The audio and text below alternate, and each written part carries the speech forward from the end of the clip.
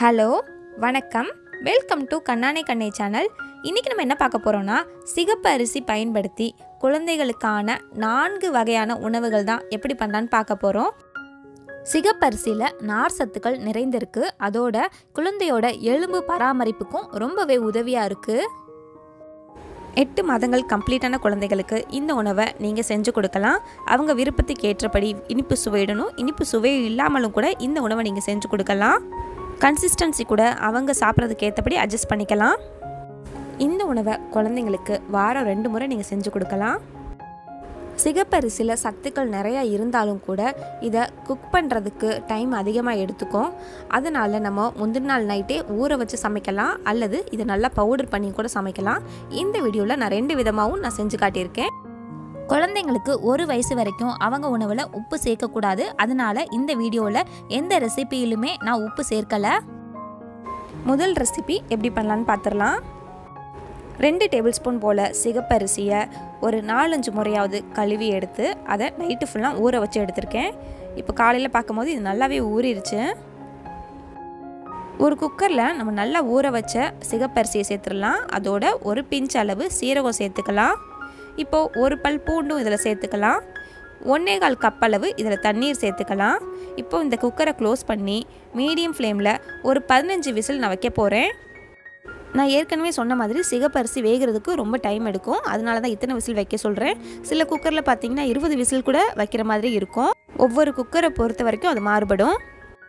குக்கரோட ஆவி அடங்கினதுக்கப்புறமா இதை ஓப்பன் பண்ணி பார்க்கலாம்.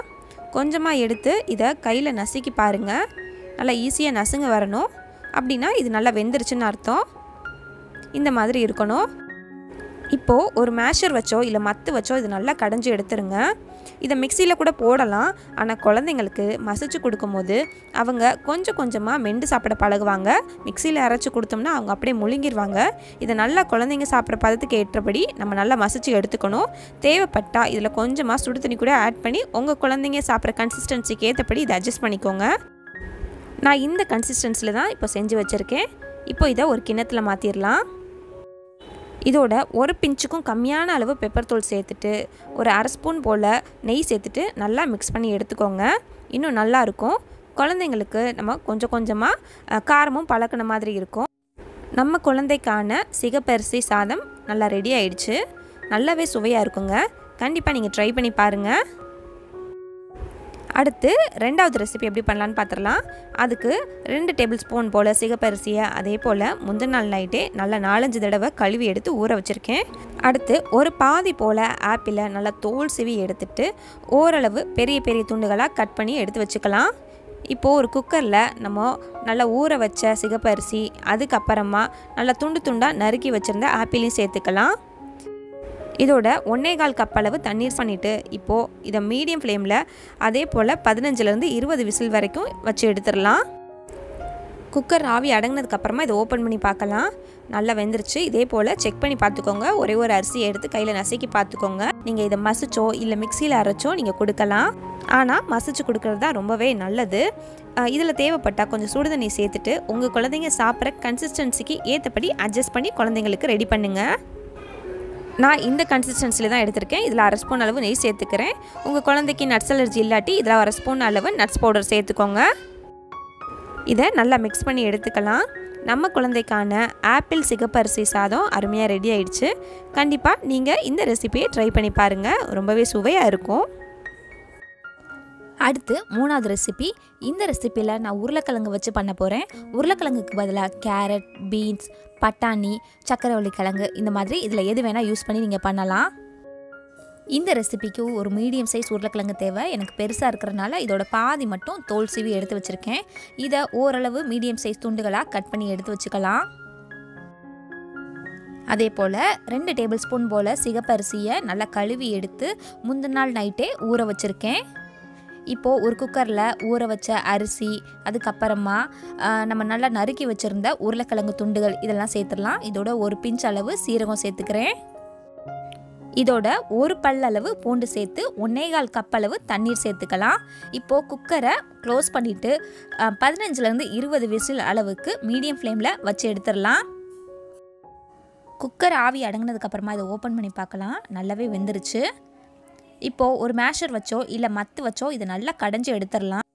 உங்கள் குழந்தைங்க சாப்பிட்ற கன்சிஸ்டன்சிக்கு ஏற்றபடி இதை கடைஞ்சிக்கோங்க. தேவைப்பட்டால் கொஞ்சம் சுடுதண்ணி போட்டு கூட கடைஞ்சி எடுத்துக்கோங்க. இது இப்போது நான் நல்லா கடைஞ்சி எடுத்துட்டேன். இதில் ஒரு அரை ஸ்பூன் அளவு நெய் சேர்த்துக்கிறேன். ஒரு பிஞ்சுக்கும் கம்மியான அளவு பெப்பர் தூள் சேர்த்துக்கிறேன். இதை நல்லா மிக்ஸ் பண்ணி எடுத்துக்கலாம். நம்ம குழந்தைக்கான அருமையான வெயிட் கெயின் பண்ணக்கூடிய உருளைக்கிழங்கு சிகப்பரிசி சாதம் தயாராகிடுச்சு. கண்டிப்பாக உங்கள் வீட்டு குட்டீஸ்களுக்கு ட்ரை பண்ணி பாருங்கள். கடைசி ரெசிபி சிகப்பரிசி பவுடர் பண்ணி எப்படி பண்ணலான்னு பார்க்க போகிறோம். நீங்கள் முதல்ல இந்த ரெசிபி ட்ரை பண்ணும்போது ரொம்ப கம்மியான அளவுலேயே நீங்கள் செஞ்சு உங்கள் குழந்தைக்கு கொடுங்க. உங்கள் குழந்தைக்கு ஒத்துக்கிட்டால் மட்டும் நிறைய அளவில் இந்த பவுடர் ரெடி பண்ணி வச்சு ஸ்டோர் பண்ணி வச்சுக்கோங்க. இந்த ரெசிபிக்கு 2 டேபிள் ஸ்பூன் போல் சிகப்பரிசியை ஒரு 2 மணி நேரம் போல் நல்லா கழுவி ஊற வச்சுருக்கேன். இந்த சிகப்பரிசியை சுத்தமாக தண்ணி இல்லாமல் வடிகட்டிட்டு ஒரு காட்டன் துணியில் நம்ம நல்லா அதை பரப்பி விட்டு இதை நல்லா காய வச்சிடலாம். ஃபேனுக்கு அடியிலையோ இல்லை நல்லா வெயிலுக்கு கீழேயோ இதை நல்லா காய வச்சுருங்க. இப்போ பாருங்கள், இந்த அளவுக்கு காஞ்சிருக்கணும். அதாவது சுத்தமாக அதில் நீர்த்தன்மை இல்லாமல் இருக்கணும். இந்த மாதிரி காஞ்சிருக்கணும். இந்த மாதிரி காஞ்சதுக்கப்புறமா இதை இப்போது ஒரு பேனில் நம்ம மாற்றிடலாம். இதை ஸ்டவ்வில் வச்சுட்டு மீடியம் ஃப்ளேமில் நம்ம இதை வறுத்து எடுத்துடலாம். இது வறுத்து எடுக்கிறதுக்கு கொஞ்சம் டைம் ஆகும். மீடியம் ஃப்ளேமில் தான் வச்சு வறுத்து எடுக்கணும். ஒரு 7லேருந்து 10 நிமிஷம் கூட டைம் ஆகும். ஏன்னா சிகப்பரிசி அவ்வளோ சீக்கிரம் ரெடி ஆயிடாது. இந்த மாதிரி இது எல்லாமே தேன் கலரில் மாறணும். இந்த அளவுக்கு வறுத்து எடுக்கணும். இதில் இப்போது 1 இல்லை 2 நீங்கள் கடிச்சு பாருங்கள். அப்படியே முறுக்கு மாதிரி நொறுங்கணும். அப்படின்னா இது சரியான பதம் அர்த்தம். இந்த டைமில் ஸ்டவ் ஆஃப் பண்ணிடலாம். ஆஃப் பண்ணிவிட்டு நம்ம இதை நல்லா காய வச்சிடலாம். சுத்தமாக சூடு இருக்கக்கூடாது, அந்த அளவு நம்ம காய வைக்கணும். நல்லா காஞ்சதுக்கப்புறமா இதை ஒரு மிக்ஸி ஜாரில் போட்டு நல்லா பவுடர் பண்ணி எடுத்துடலாம். நான் இன்றைக்கி ரொம்ப கம்மியான அளவு பண்ணுறேன், ஒரு வேளை உணவுக்காக மட்டும்தான். இப்போ இது நல்லா பவுடர் பண்ணி தயாராகிடுச்சு. பாருங்கள் எந்த அளவுக்கு இது பவுடர் ஆகிருக்கணும் அப்படின்ட்டு. நீங்கள் நிறையா பண்ணும்போது இதை நல்லா ஜல்லடையில் வச்சு ஜலிச்சு அதுக்கப்புறம் இதை ஸ்டோர் பண்ணி வச்சுக்கோங்க. நான் எடுத்துக்கிட்ட அளவுக்கு எனக்கு கிட்டத்தட்ட ஒரு 2 டேபிள் ஸ்பூன் போல் இந்த பவுடர் கிடச்சிது. இப்போது இதை 2 டேபிள் ஸ்பூனை நான் பேனில் போட்டுட்டு 1 கப் அளவு தண்ணீர் சேர்த்துட்டு எந்த வித கட்டியும் இல்லாதபடி நான் நல்லா மிக்ஸ் பண்ணி எடுத்துக்கிறேன். இந்த சமயத்தில் ஒரு சின்ன வாழைப்பழத்தை நான் மிக்ஸி ஜாரில் போட்டு நல்லா பியூரி மாதிரி ரெடி பண்ணி தனியாக எடுத்து வச்சுக்க போகிறேன். இப்போது இந்த சிகப்பரிசி பவுடர் கலந்து வச்ச தண்ணியை நம்ம ஸ்டவ்வில் வச்சுட்டு மீடியம் ஃப்ளேமில் இதை கைவிடாமல் மிக்ஸ் பண்ணிகிட்டே இருக்கலாம். சிகப்பரிசி குக் ஆகிறதுக்கு கண்டிப்பாக ரொம்ப டைம் எடுக்கும். கிட்டத்தட்ட ஒரு 10லேருந்து 15 நிமிஷம் கூட ஆகும். ஆனால் மீடியம் ஃப்ளேமில் தான் வச்சு இதை ரெடி பண்ணணும். இப்போது எனக்கு சரியான கன்சிஸ்டன்சி கிடச்சிருச்சு. இந்த டைமில் நான் ஸ்டவ் ஆஃப் பண்ணிட போகிறேன். இதை ஒரு கிண்ணத்தில் மாற்றிட்டு ஒரு அரை ஸ்பூன் போல் நெய் சேர்த்துக்கிறேன். அதுக்கப்புறமா நான் வாழைப்பழ பியூரி ரெடி பண்ணி வச்சுருந்தேன் இல்லையா, அதையும் சேர்த்துக்கிறேன். இதோட நான் ஒரு அரை ஸ்பூன் அளவு நட்ஸ் பவுடர் கூட சேர்த்துக்கிறேன். நட்ஸ் அலர்ஜி இல்லாட்டி மட்டும் சேர்த்துக்கோங்க. இதை நல்லா மிக்ஸ் பண்ணி எடுத்துடலாம். ரொம்ப சுவையாக இருக்கும். அதே சமயம் நல்லா சத்தாகவும் இருக்கும். உங்களுக்கு இதில் இனிப்பு சுவைக்காக ஆட் பண்ணணும்னு நினச்சிங்கன்னா நீங்கள் கொஞ்சமாக பனங்கற்கண்டு பவுடர் சேர்த்துக்கோங்க. இன்னுமே ரொம்ப சுவையாக இருக்கும்.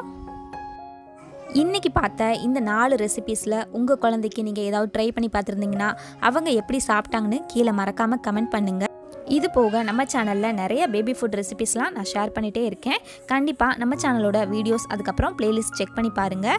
இந்த வீடியோ உங்களுக்கு பிடிச்சிருந்துச்சுன்னா மறக்காமல் லைக் பண்ணுங்கள், கமெண்ட் பண்ணுங்கள், ஷேர் பண்ணுங்கள், சப்ஸ்கிரைப் பண்ணுங்கள். நன்றி.